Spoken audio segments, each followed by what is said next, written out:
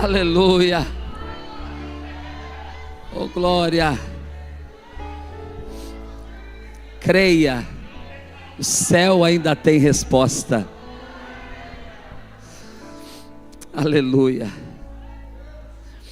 Tenho sido tremendamente edificado pela presença do Senhor que está neste lugar.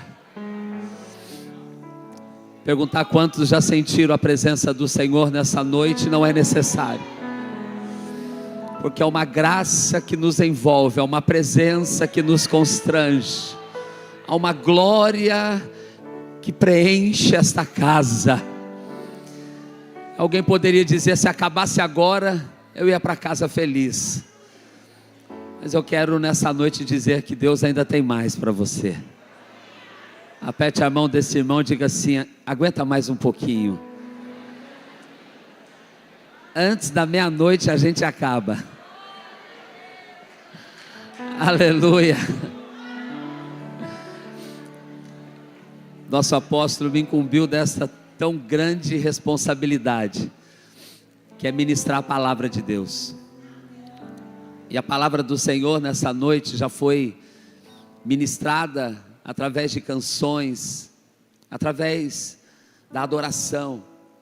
E o Espírito de Deus ministrara ao meu coração enquanto estava ali sentado. Porque hoje se celebra o dia do círculo de oração, e quando a gente olha para a Bíblia Sagrada, a gente vê tantas mulheres que marcaram uma história. A gente vê tantas mulheres, e às vezes as pessoas elas querem dizer que a Bíblia ela é machista, ela fala do homem, mas eu vejo tantas mulheres de oração que mudaram as coisas, mudaram a história, porque confiaram em Deus. Eu quero dizer para você, irmã, nessa noite: não desista de orar. A tua oração feita aqui na terra, ela está trazendo uma reação do céu. Não tem como olhar para a Bíblia Sagrada e não se lembrar de Ana, uma mulher que orou mesmo em angústia, em aflição de alma. Ela confiou no poder da oração. Não tem como a gente olhar para a Bíblia Sagrada e não se lembrar de Esther, que através do seu posicionamento e oração, ela conseguiu intervir em favor do seu povo. Não tem como a gente olhar para a Bíblia Sagrada e não se lembrar daquela viúva, aquela que a peça aqui bem representou, que diante do cenário, ela recorreu a uma palavra que vinha de Deus. Eu quero dizer para você: há uma palavra a ser liberada para a sua família nessa noite. Eu quero dizer para você: há uma palavra a ser liberada para a sua vida nessa noite. Ainda que tudo em sua volta esteja mostrando que acabou, eu quero te desafiar nessa noite a continuar em oração, porque a oração ela move o coração de Deus. Não tem como olhar para a Bíblia Sagrada e não se lembrar daquela mulher sunamita que deixou o filho morto em casa, mas ela foi atrás do seu milagre. E mesmo quando alguém interpelou-a pelo caminho, ela foi ousada a ponto de dizer: vai tudo bem. Você tem coragem de olhar para alguém do teu lado, apertar a mão e dizer: está tudo bem. Sabe por que alguém pode dizer que acabou? Alguém pode dizer que isso já deu errado, mas a última palavra, ela sai da boca de Deus ao teu respeito.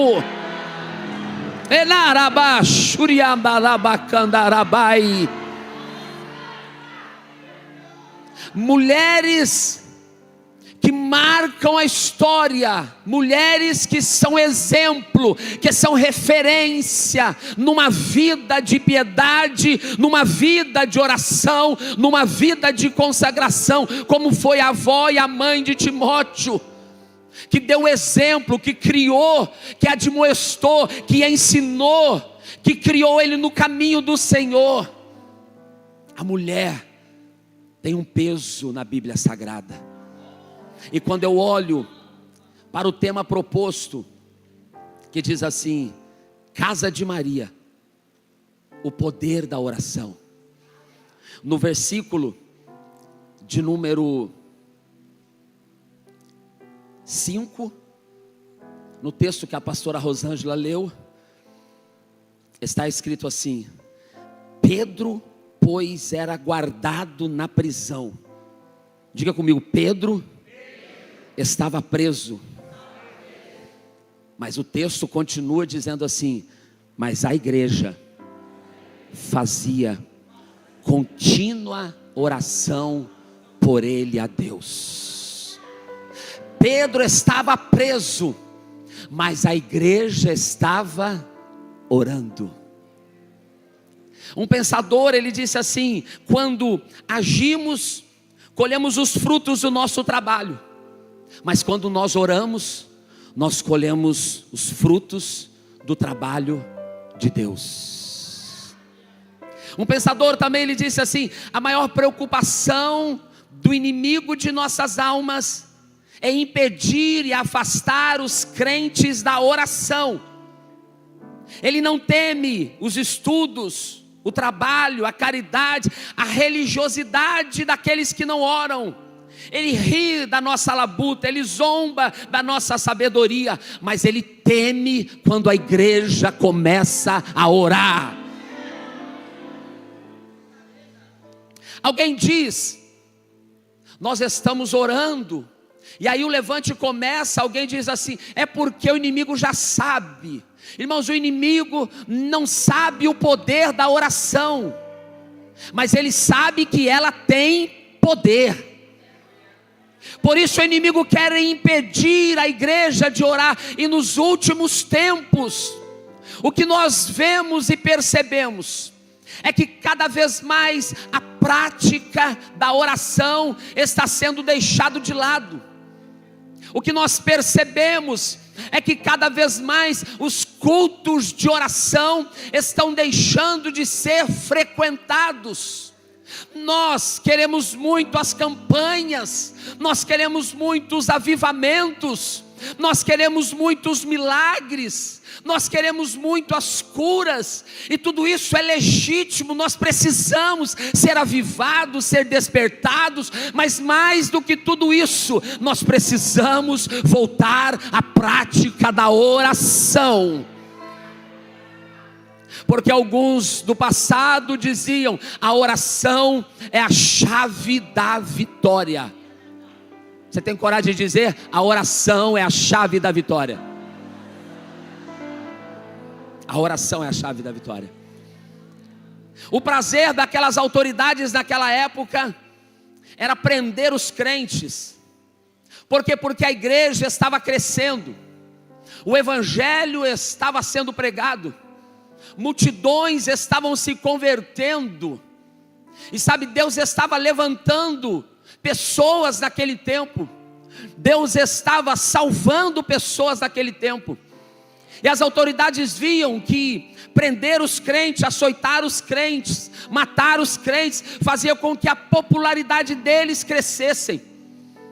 Mas quando eles vão mexer com homens cheios de Deus, irmãos, eles não estavam diante de uma utopia. Sim, porque o evangelho não é uma utopia, não é um conto da carunchinha, não é uma história de folclore, não. O evangelho, ele é o poder de Deus que transforma a vida do pecador. O evangelho é o poder que tira o homem da bebida, da droga, do crack, da prostituição, da mentira. O evangelho, ele é o mesmo, ele ainda tem poder para mudar vidas. E cada vez que a igreja, ela se levanta com autoridade para pregar esta palavra, cada vez que a igreja decide não se misturar com este mundo, Cada vez que a igreja decide renunciar a si mesmo, cada vez que a igreja decide tomar a cruz de Cristo e caminhar segundo a palavra, os levantes vão acontecer, as lutas vão intensificar. Tem alguém que está dizendo: olha, as coisas vão melhorar, e tem pessoas que atribuem isso a governantes, a política, a economia. Eu quero dizer para você, até a igreja chegar no céu, a palavra tem que se cumprir, e a palavra diz que haverá perseguição, haverá doenças, haverá pestes, haverá fomes, haverá guerras. Olha, mas não vos assusteis, não vos espanteis, porque é apenas o princípio. Olhai e vigiai, porque breve há de vir. O que há de vir, virá, e ele não tardará. A maior promessa que a igreja carrega não são de dias melhores aqui na terra, porque tem gente querendo ficar bem aqui na terra. O meu propósito é chegar no céu. O meu propósito é vencer este mundo. Ah, pastor, está cada vez mais difícil ser crente. É verdade. Alguns querem pregar um evangelho de facilidade, mas o evangelho ainda tem cruz. O evangelho tem que ter renúncia. O evangelho tem que ter doutrina, o evangelho tem que ter palavra, o evangelho tem que ter transformação. O dia que alguém entrar numa igreja, permanecer do mesmo jeito, desconfie, algo está errado. Mas quando a igreja, ela se volta para a oração, quando a igreja, ela se volta para a palavra, irmãos, nada nem ninguém, Jesus mesmo falou que as portas do inferno, elas não prevalecerão contra a igreja do Senhor. E como eu estava dizendo, é uma prática que tem sido deixada de lado por muitos.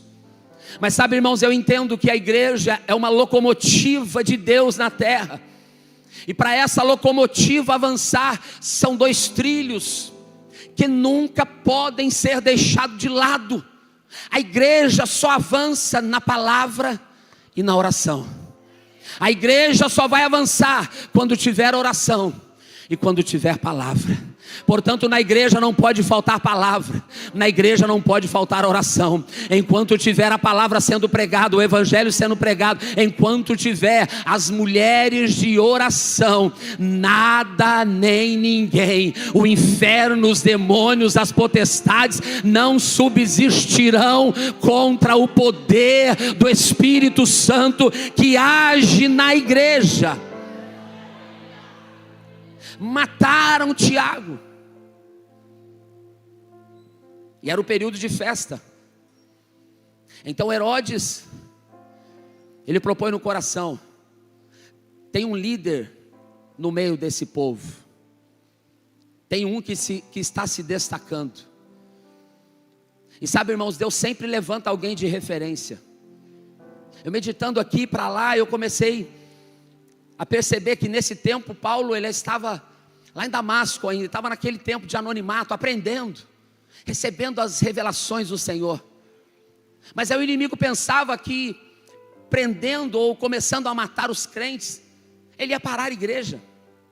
Sabe, irmãos, a perseguição não pode parar a igreja. A fofoca não pode parar a igreja. A divisão não pode parar a igreja. O inimigo, ele tenta de todas as maneiras, com todas as armas, de todos os jeitos, parar a igreja.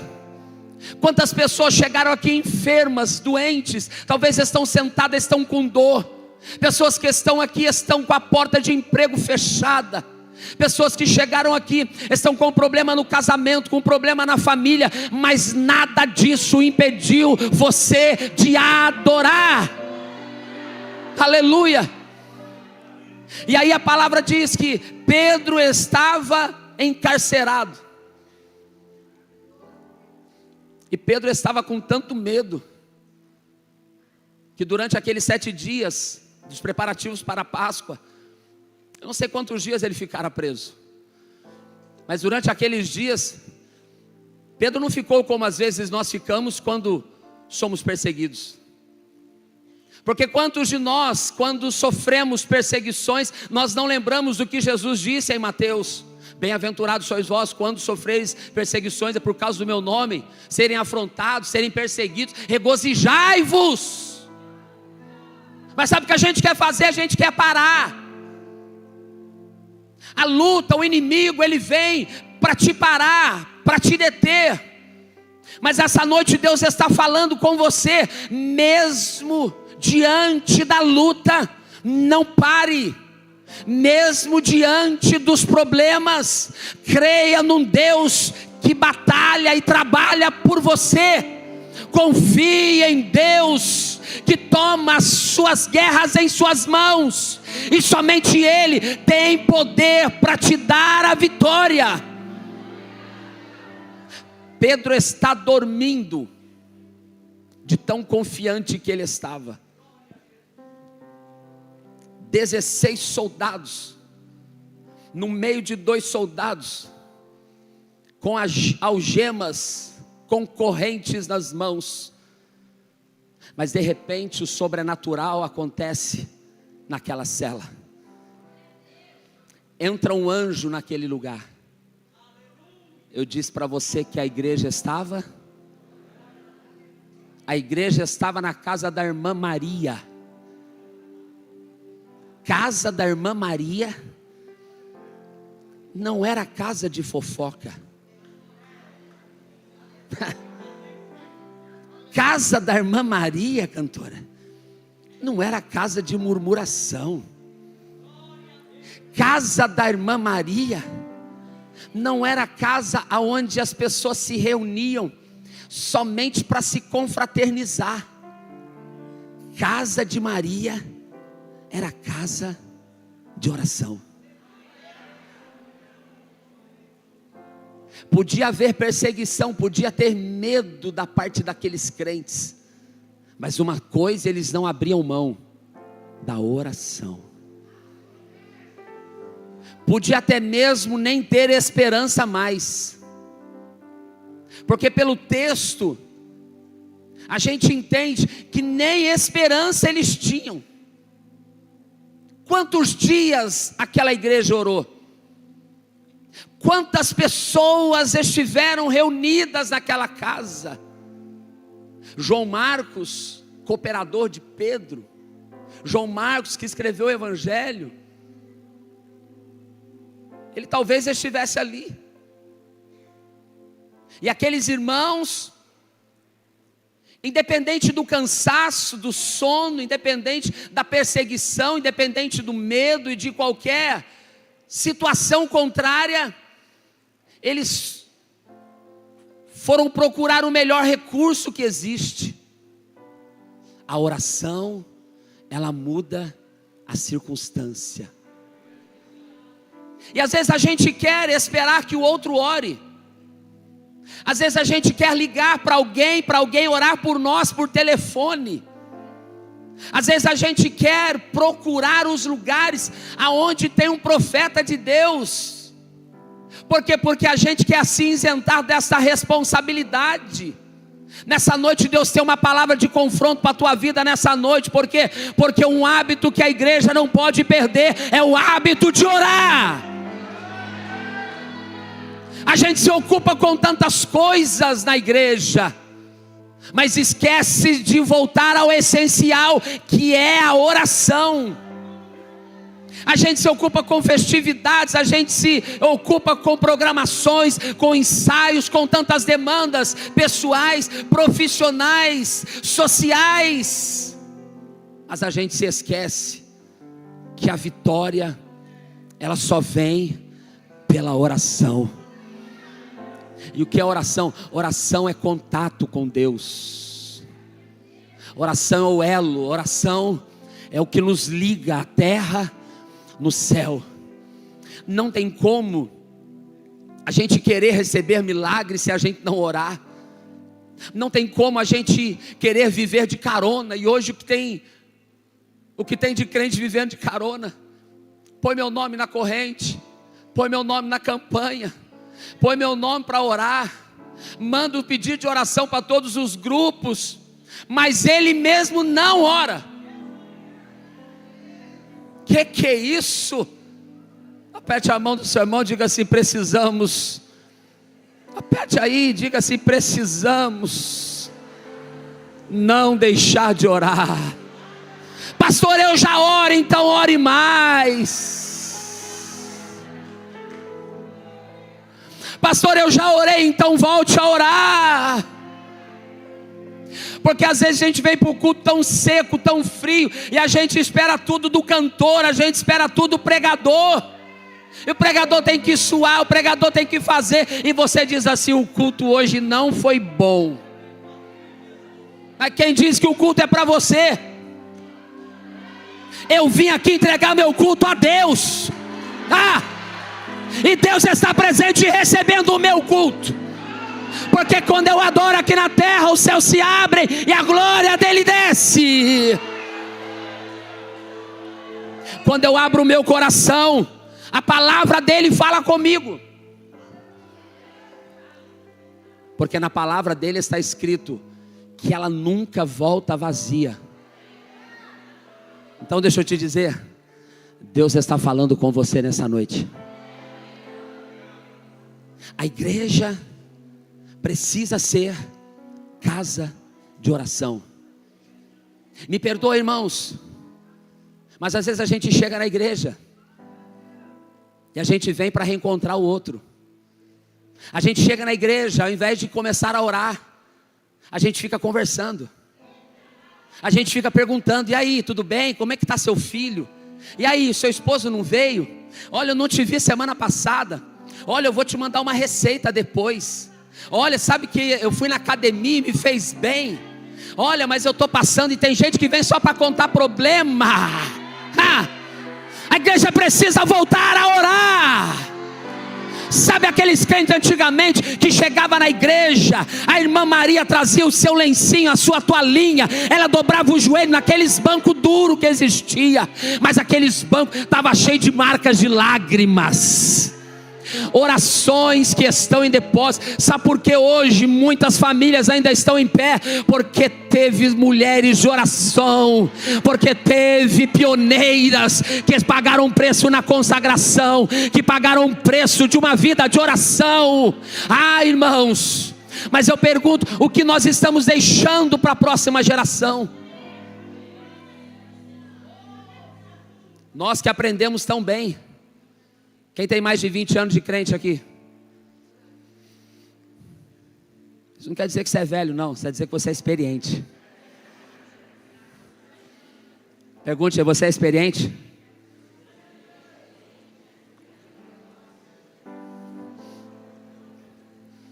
Nós aprendemos bem. Nós tivemos exemplos. Nós tivemos ensinamentos. Nós aprendemos a ter culto de oração, a orar antes do culto começar. Porque os crentes chegavam mais cedo no culto, porque não deu tempo de orar de dia, então ele ia orar 15, 10, 20 minutos na igreja antes do culto começar. Irmão, igreja não é lugar de encontro social.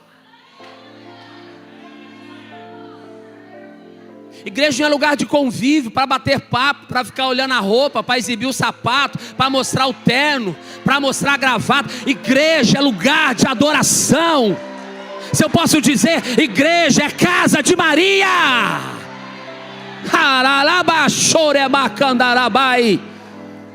E sabe quando nós vamos voltar a ver os milagres, a ver os batismos no Espírito Santo? Alguém diz: mas Jesus não batiza mais. Eu quero dizer, Jesus batiza. Alguém diz: mas Jesus não cura mais. O que acontecia antigamente? Às vezes as pessoas nos abordam, a gente às vezes se sente até mal. Mas antigamente tinha tanta, hoje não tem. Mas por quê? Porque às vezes a gente está diante de uma plateia. Meu Deus, irmãos, eu preciso falar o que o Espírito Santo quer comunicar. Porque às vezes a pessoa vive lá fora a semana toda, longe dos caminhos do Senhor. Tipo aquele longe do Senhor andava. Ele tem 20 anos de crente, mas segunda, terça, quarta, quinta, sexta, sábado, ele canta esse hino. Mas daí chega o domingo, ele põe a roupa de crente. Oh, aleluia.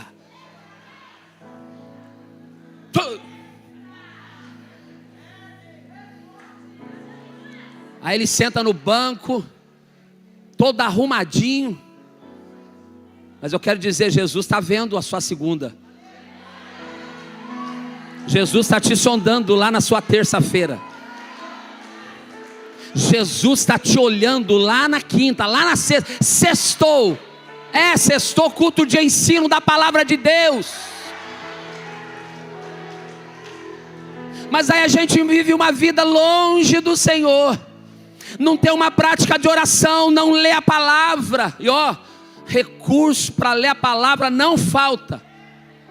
Tem Bíblia online, tem Bíblia no celular, tem NVI, NTLH, tem tudo quanto é versão King James. Eu não gosto dessa aqui Almeida, porque ela fala umas palavras, então lê uma Bíblia. Mas nós temos muitas oportunidades de ler a palavra, mas a gente não consegue ler 4 capítulos por dia, que demanda 20 minutos, meia hora.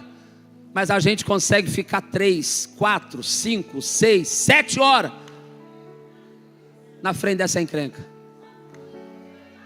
Mas aí quando a gente vem para a igreja, a gente quer ver batismo. Quando a gente vem para a igreja, a gente quer ver milagre. Quando a gente vem para a igreja, a gente quer ser renovado. Irmãos, Deus tem renovo, e nessa noite é um renovo de Deus para a tua vida. Deus tem palavra para o teu coração, e nessa noite Deus está tirando crentes da inércia. Deus está tirando o crente da mesmice. Deus está mostrando que através da oração, a vitória que você precisa, ela vai chegar. Aperte a mão desse irmão, diga para ele: não deixe de orar.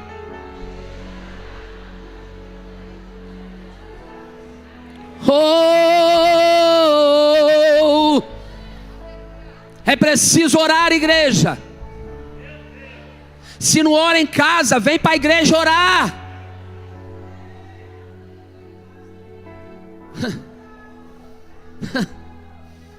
Irmão, Deus é tão bom. Deus é tão bom que nos permite nos reunir num culto desse, numa segunda-feira, 21h42, para cutucar e dizer para a gente assim: a sua casa tem que ser casa de Maria. Deixa assim com a irmã do seu lado, diga assim: aí, a tua casa é casa de Maria? Ou quando vai meia dúzia lá, vai só para falar mal da vida do pastor, só para falar mal do ministério, só para falar mal do culto que acabou tarde, só para falar mal da palavra. Não! Isso tem que acabar no nosso meio. Deus essa noite está despertando o seu exército. Por quê? Porque tem muitas vidas que estão em cadeias, que estão em prisões, que estão acorrentadas. Mas através da tua oração, através da oração da igreja, e aqui eu encerro, Deus vai visitar cárceres. Mesmo que você olhe e não tenha mais esperança. Veja Abraão, a Bíblia diz que Abraão, ele creu contra a esperança, mas ele foi fortalecido murmurando. Essa igreja é boa na palavra.